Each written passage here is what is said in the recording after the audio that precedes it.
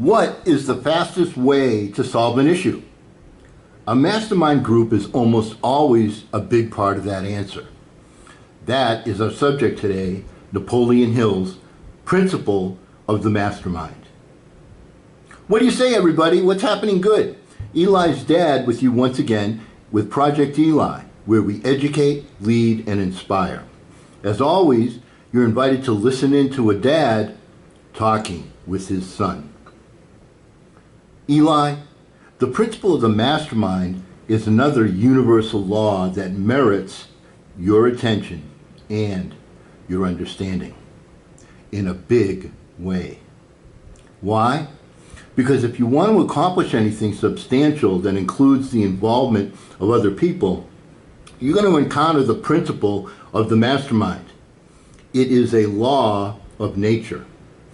As you well know, laws of nature work consistently and without prejudice. As such, they may yield positive or negative outcomes. Let's examine the positive aspects of the mastermind principle first, as told to us by Napoleon Hill himself.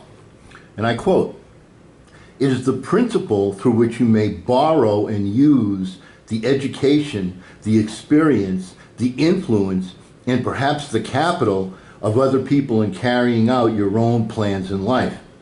It is the principle through which you can accomplish in 1 year more than you could accomplish without it in a lifetime if you depended entirely on your own efforts for success. There is one important fact to remember, and it is this: control your mental attitude and make yourself friendly and agreeable with everyone with whom you are closely associated if you expect friendly cooperation in return." Unquote. The first truth to be retained is that it is often mutually profitable for people to join forces with their personal gifts and their specialized knowledge. Further, to reach an objective that requires teamwork, the quote-unquote chemistry connecting the various entities must supplement and enhance one another. Eli, that's a wordy way of saying cooperative team play affects results. It transposes from the individual formula of success, the phrase, "attitude determines altitude," to a group setting. How about some examples using my favorite basketball team, the Boston Celtics? During the NBA playoffs ending in 2018, the Celtics were forced to compete minus their two most well-known stars. They were obliged to compete with a collection of mostly young, inexperienced players and journeymen. The one thing they did possess was the knowledge that if they didn't perform as a team, sacrificing individual goals for the sake of the team, winning anything would be nearly impossible. Somehow, with the belief that their coach knew how to combine their existing pieces to maximum value, the chemistry of their team play lifted them well beyond the expectations that their talent suggested. Now let's fast forward to the NBA playoffs ending in 2019. The injured stars had returned. The Celtics were favored to do great things based upon the 2018 results and a significant upgrade in talent. Alas, Celtics fans were greatly disappointed. The talent was clearly there. The chemistry clearly was not. One of the very best players, who shall remain nameless, Kyrie Irving, essentially placed his personal ego ahead of the objective of winning. He failed to make himself friendly and agreeable with everybody with whom he was associated in pursuit of victory. This was painfully evident to anyone that was watching. Now, on the other hand, the team that won the championship, the Toronto Raptors, had a player of superior talent who was also a catalyst for team unity and hungered for team success. This too was clear to anyone watching. The difference? Superstar skills versus superstar judgment. So Eli, not only must you bring something to the table of substance, you must deliver it with the unifying spirit of cooperation. Thus, part of the mastermind principle is that the sacrifice on an individual basis may enhance the results of the whole group. The spirit of unification toward a specific outcome lifts the talent level so that the sum of the team results is greater than the sum of the individual pieces comprising the group. Understanding this principle gives birth to the following advice. Don't let your pride get in the way of your pocketbook. Now let's examine the mastermind principle from a different angle, a different paradigm. Once again, for a team to succeed, it must embrace the same principles that an individual uses when applying the success formula. As you will recall, my son, a key element is the ability to visualize the desired end result in its completed form.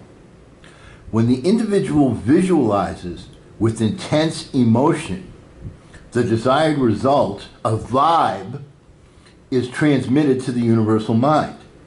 When this message is received, the universe will respond with mind flashes or a series of unforeseeable circumstances or countless other venues that serve to provide clues for achievement of the desired outcome. The subconscious mind is the avenue of communication used by the universal mind. This principle also applies to a group of people seeking a particular aim when their thoughts and passions/emotions are united together. The only difference is that the transmitted vibe is stronger with the group than it is with an individual. It turns addition into multiplication. Remember that the solution transmitted by the universe frequently arrives in many different forms and in bits and pieces. That's why it is so important for the mastermind group to share their thoughts, their bits and pieces, with each other in the spirit of cooperation. Upon receipt of these bits and pieces, the conscious, logical minds of the group can go to work, utilizing their individual, unique paradigms as they seek to solve the issue at hand. By uniting the assets of the conscious minds of the mastermind group with the subconscious minds of the mastermind group, solutions evolve more quickly.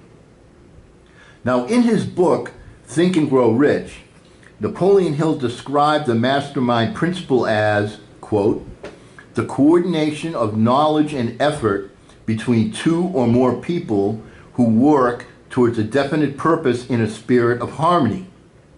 No two minds ever come together without thereby creating a third, invisible, intangible force which may be likened to a third mind, unquote, also known as the mastermind. Now here are some examples. Henry Ford was trying to build a particular engine to upgrade his car's performance.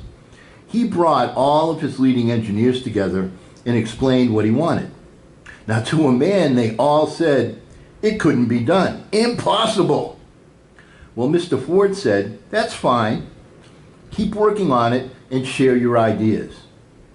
Mr. Ford insisted that the group of engineers get together every day until they came up with the answer. They did so for more than a year.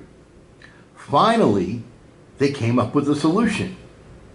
Mr. Ford had faith in the universal laws and backed up that faith with his checkbook.